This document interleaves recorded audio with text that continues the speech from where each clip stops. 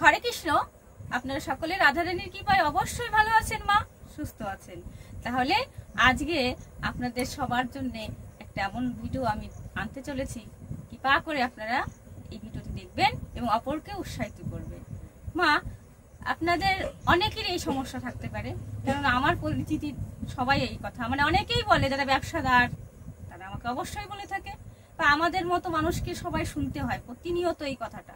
সেটা কি, যে আমার ব্যবসাটা ভালো চলছে না, আমার অসুখ সারছে না, আমার বাড়িতে সর্বদাই একটা কোলাহল বেঁধে থাকে, ভালো হচ্ছে না আর কি, আমি ঠিকঠাক করে আয় উন্নতি আমার বাড়িতে হচ্ছে না। তাহলে আমাদের কিভাবে এই উন্নতিটা লাভ হতে পারে, এই বিস্তারিত কথা নিয়ে আজকের আমার বিশেষ আলোচনা এবং আমার ভিডিও। তাহলে মা, আমরা যখন ব্যবসা করি না, তাহলে যেটা দোকান হতে পারে, যে কোনো দোকান, সেটা কাপড়ের দোকান হতে পারে, মুদিখানার দোকান হতে পারে, হার্ডওয়ার্স হতে পারে, নানান রকমের ব্যবসা আমরা করে থাকি। কেননা আমরা একটা ব্যবসা নিয়ে তো থাকি না, তাহলে আমাদের এরকম দোকান থাকতে পারে। তো তাহলে সেই ব্যবসাটা আমাদের চলছে না। কেমন চলছে না? পাশের দোকানটা ঠিকঠাক সুন্দরভাবে আয় উন্নতি হচ্ছে, চলছে, কিন্তু আমার দোকান চলছে না। এটা বড় একটা বিশেষ কারণ না? কেননা আমাদের কর্মটাই শ্রেষ্ঠ, কর্ম না হলে আমরা হ্যাপি বা খুশি থাকবো কি করে? তাহলে মা, আমরা আমি যেটা বলছি, এই কাজটা যদি আপনারা করেন অবশ্যই সফলতা পাবেন। সেটা কি মা? অবশ্যই আপনারা একটু কষ্ট করতে হবে। কষ্ট না করলে কেষ্ট মেলে না, আমরা সবাই জানি, তাই না?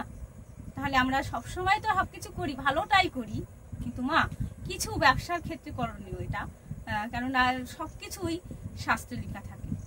আমাদের 18টা পুরাণ আছে মা, তাই না? অবশ্যই আমরা জানি যে আমাদের 18টা পুরাণের মধ্যে কত পুরাণ, এই যে পদ্ম পুরাণ, স্কন্দ পুরাণ, বরাহ পুরাণ, তাই না, গরুর পুরাণ, শিব পুরাণ, সূর্য পুরাণ, অগ্নি পুরাণ, এই মানে নানান আমাদের 18টা পুরাণ আছে। তাহলে পুরাণে অনেকেই পুরাণটা ঘাটাঘাটি হয় না, কেননা আমরা শ্রীমদ ভাগবত গীতা এগুলো নিয়ে সাধু ভক্তরা আছি। আর আমাদের এই পুরাণগুলো আর কি সবাই ভগবান বলেছে না,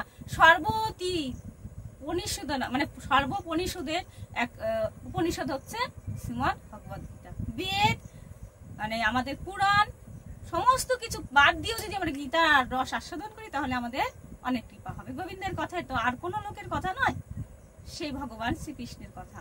তাহলে মা, এই সমস্ত কথা কোথায় থাকে? শাস্ত্রীয় কথা, এগুলো পুরাণ থেকেই নিয়ম। তাহলে আপনারা এগুলো করবেন, অবশ্যই দেখবেন আপনাদের ব্যবসা বাণিজ্য সুন্দর চলছে।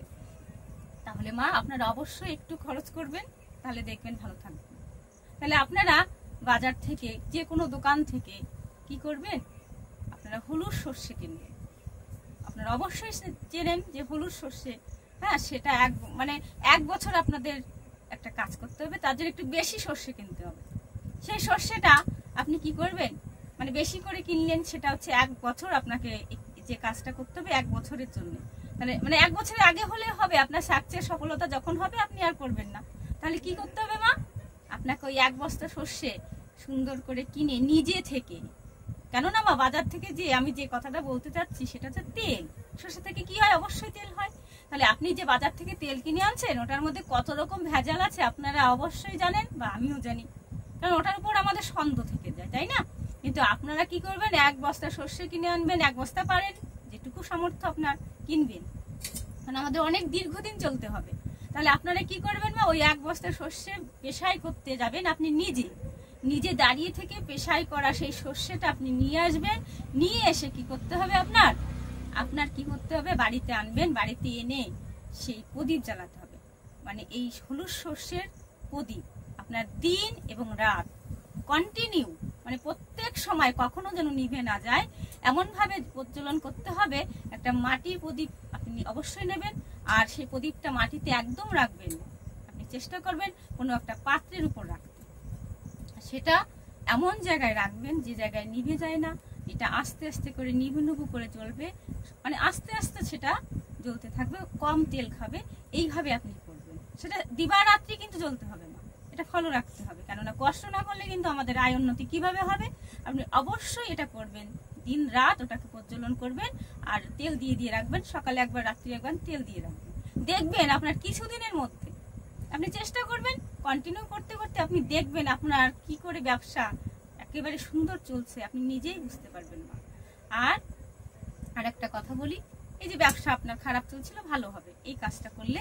আর অনেকেই বলে যে আমার শরীর সুস্থ হচ্ছে না, এত ডাক্তার দেখাচ্ছি, মেডিকেল বোর্ড বসিয়ে ফেলছি, তথাপিও আমি কত ডাক্তার দেখাচ্ছি, বিদেশ দেখাচ্ছি, ভারতের আমাদের কত ডাক্তার আছে না, কত মেডিকেল আছে, কিন্তু কোথাও যে আমি সুস্থ হচ্ছি না।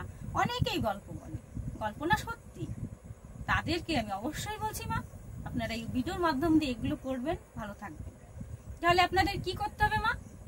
কিছু কালো সর্ষে, সেই কালো সর্ষে মানে পেশাই করে আপনাদের কি করতে হবে, সেই কালো সর্ষের সেই তেলটা আপনাদের কিন্তু ঠাকুর ঘরে, মানে আপনারা যে ভগবানকে আমাদের গোবিন্দের পুজো করেন, সেই ভগবান শ্রীকৃষ্ণের সামনে আপনারা প্রতিনিয়ত, এটা কিন্তু পুজোর জন্য বলছি, ওটা ব্যবসার জন্য ছিল, কিন্তু এটা আপনারা পুজো করবেন ভগবানকে নিবেদন করে সেই প্রদীপ।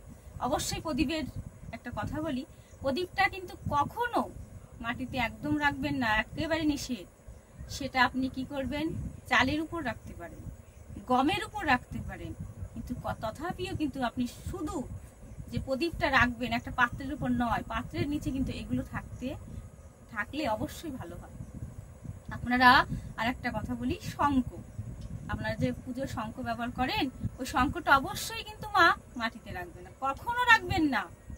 আপনারা ঘন্টা ব্যবহার করেন, সেটাও কিন্তু মাটিতে মানে মাটিতে কখনো রাখবে না, যে সেটা কিন্তু কোনো পাত্রে রাখবেন, কোনো একটা সুন্দর জায়গায় রাখবেন, তাহলে মা আপনার আরো ভালো হবে।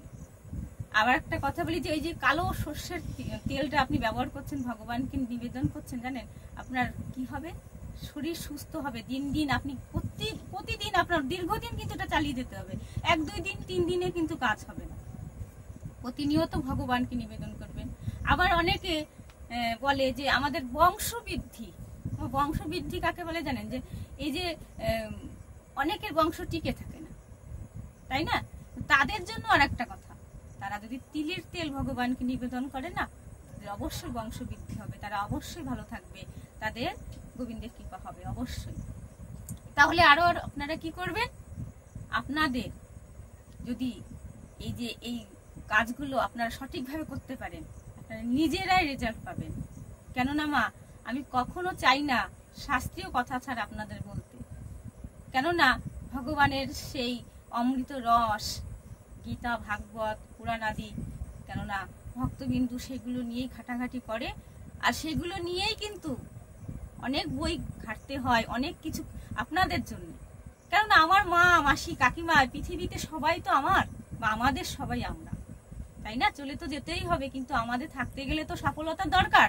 তাহলে অবশ্যই আপনারা এই কাজগুলো মেনে চলবেন, তাহলে আপনাদের গোবিন্দের কৃপা হবে এবং আপনারা সুস্থ থাকবেন, ব্যবসায় উন্নতি হবে এবং আপনারা কি করবেন, আনন্দময় জীবন তৈরি করতে পারবেন। কিছু টাকা আপনাদের যদি খরচ করেন, তাহলে অবশ্যই মা এই কাজগুলো করবেন আর ভগবানকে বিশ্বাস করবেন, মাতা পিতাকে ভক্তি সহকারে সর্বদাই তাদের কাছে ভালো থাকবেন। কেননা মা বাবা হারিয়ে গেলে জীবনে আর পাওয়া যায় না মা, তাই সবার উপরে মাতা পিতাকে দুঃখ দিলে আপনি যতই আমি যেগুলো বললাম এগুলো করলে কাজ হবে না।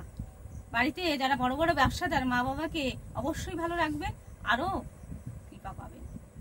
তাহলে মা এই কাজগুলো আপনারা করবেন, ভালো থাকবেন, সুস্থ থাকবেন। আর আমার এই ভিডিওগুলো যদি আপনাদের ভালো লেগে থাকে, তাহলে লাইক, কমেন্ট, শেয়ার, সাবস্ক্রাইব এবং পাশে থাকা বেল আইকনটি ক্লিক করবেন। রাধারানীর কৃপায় অবশ্যই আপনারা সুস্থ থাকবেন, ভালো থাকবেন।